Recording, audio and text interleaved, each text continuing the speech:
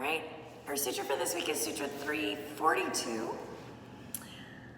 Srotra akasayoho samanda samyamat divyam srotram.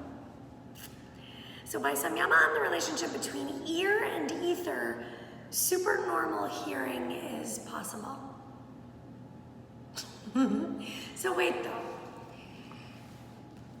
And we do this with all of book 3, but if you were to put 100% of your full being's effort into just listening, only tuning in to what it is that you actually hear, and not only hear from the outside in, but hear from the inside out. What does that mean? That means intuition. That means not only in your belly, but also in your head. This intuitive voice that speaks to us all day long, right? That we've spoken about through all of book 3. Listening to that piece and really listening. So super normal hearing, right? Again, if we really stopped to listen to the bits and pieces of everything that's around us, we would hear more than we hear, because we're so busy and so distracted that we often, we'll graze right over something, or we're thinking so much in our own heads that we aren't listening at all. Think about how many times if someone's talking to you, or the opposite, or you're talking to them and you know that they're literally in their own heads just thinking about what they're gonna say next, which means they haven't heard a word that you've said, right? Or vice versa, are you doing that to someone? Are you in your own head as they're talking and thinking about, I have something that I can say about that. I wanna jump in.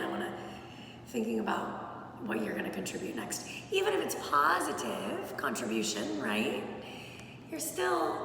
It's almost as if you're energetically interrupting, right? Let's move on to 43. Kaya akasayo sambandha samyamat lango tula samapete cha akasa gumanam. By samyama, the relationship between the body and ether, lightness of cotton fiber is attained, and thus traveling through the ether becomes possible. So last week I think I spoke about, wanting to run through the wall. And I'm sure that with 100% faith, eventually that's going to happen. But this is what, we talked a little bit last time about levitation and being able to feel that true lightness. I don't know. For me, all of this, I say, why the hell not? Really, why not? Who decided that the things that we put in the box as impossible are actually so? And then when one rule is broken, right? Then we go, oh, that actually really wasn't impossible, was it?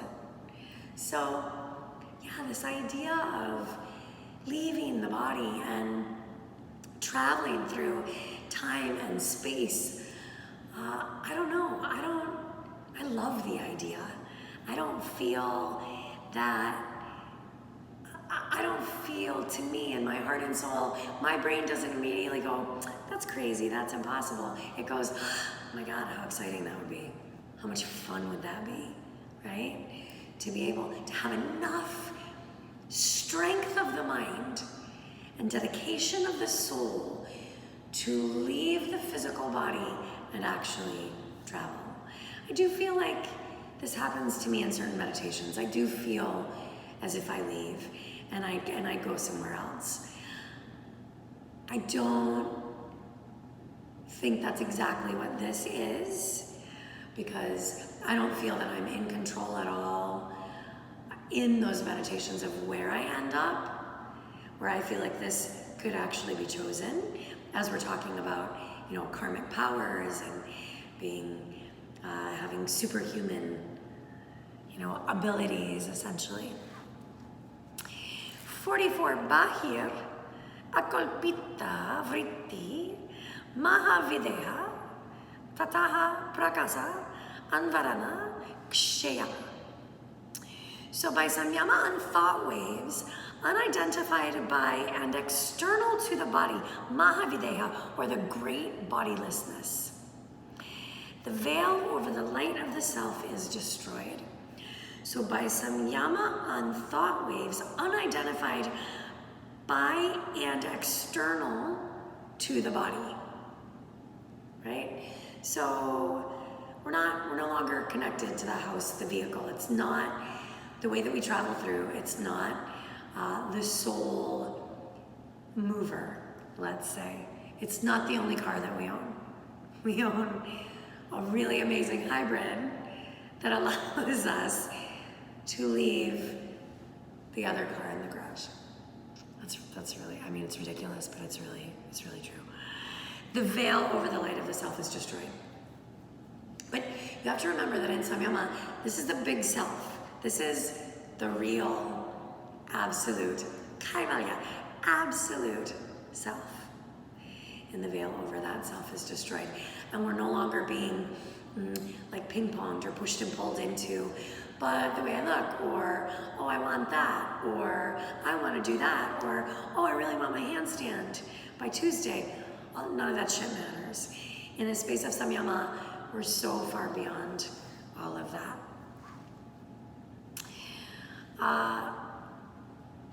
Let's do one more. Stula Svarupa, this is 345. Stula Svarupa, Sukshma Anvaya, Artavatva, Samyama, Buddha, Jaya. By samyama on the gross and subtle elements and on their essential nature, correlations and purpose, mastery over them is gained.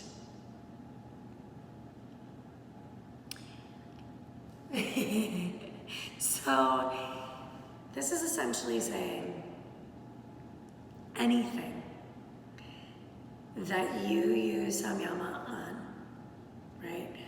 The gross and subtle elements on whatever it is. Could be everything, which is where we're going next. By samyama on the gross and subtle elements and on their essential nature. So this doesn't mean, again, like with the body with the last one, there's no filtering, there's no, I want this, I want that, or, oh, it's so beautiful outside today. It is, by the way. Or, oh, it's so shitty outside today. There's none of that anymore. By the essential, by samyama on the gross and subtle elements and on their essential nature, correlations and purpose. So, why is it here? What is it here for? What truly is it? Whatever we're speaking about, mastery over that thing is gained.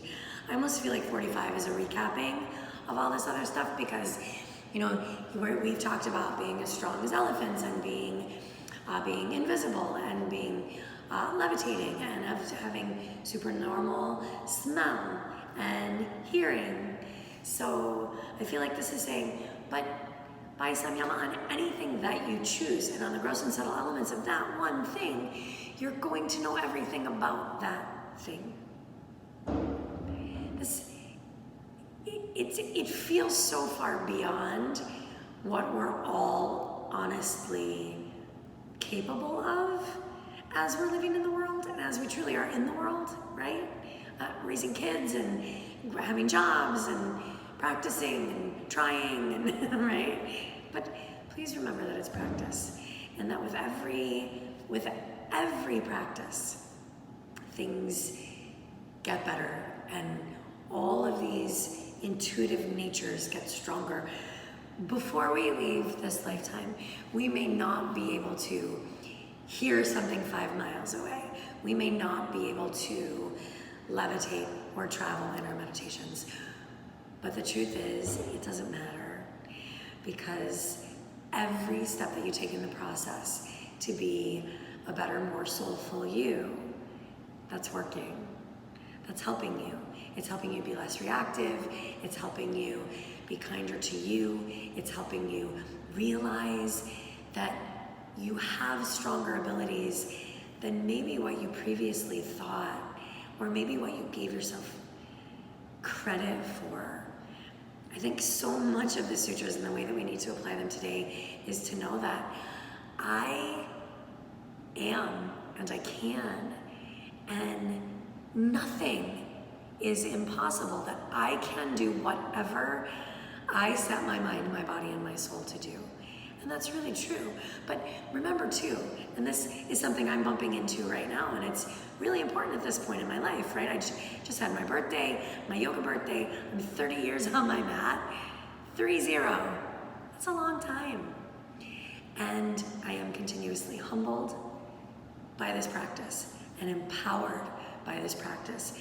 But believe me, I am feeling this need to slow down a little bit. And not necessarily even in my asana, in my life, in my schedule. And I know that as I'm able to release these things, and I've got these set in motion because I listen to that intuitive piece of me, as I'm able to let go of these 1-2 bits and pieces, I'm going to feel freer. And I've always listened and trusted my intuitive voice, but I feel like there's going to be more room for it to continue to be cultivated and to flourish. We have to know our own limitations and the reality of what that means, because if our starting point is Maya, is an illusion, we're not going anywhere that's truthful. We're starting from a lie. We're starting from something that's false, which means we have no idea where we can go or where we're going. So the idea would be to remove the veil, to remove the illusion, whether we're talking about samyama or the first level of samadhi or the first sutra, right? Yoga Chitta Vritti Nirodha essentially says this same thing, but in that very beginning surface level that says the restraint of the modifications of the mind stuff is yoga. Begin to clear the garbage out of your mind. Begin to clear the cobwebs. Begin to first see all of that busy that's going on, and one by one pluck away the things that are unnecessary, so that maybe, right, this happens at some point. I feel and trust a lot of this, and that I have a lot of this already, and I know that my life gets in the way.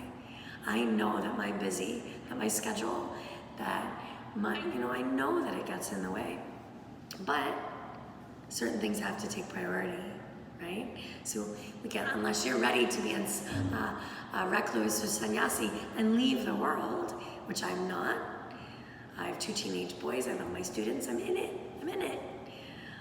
Then we have to figure out how to be yogic in the mix of where we are, realistically where we are, and know not only how much we can do, but the limitations. Because listen, here's the thing. As we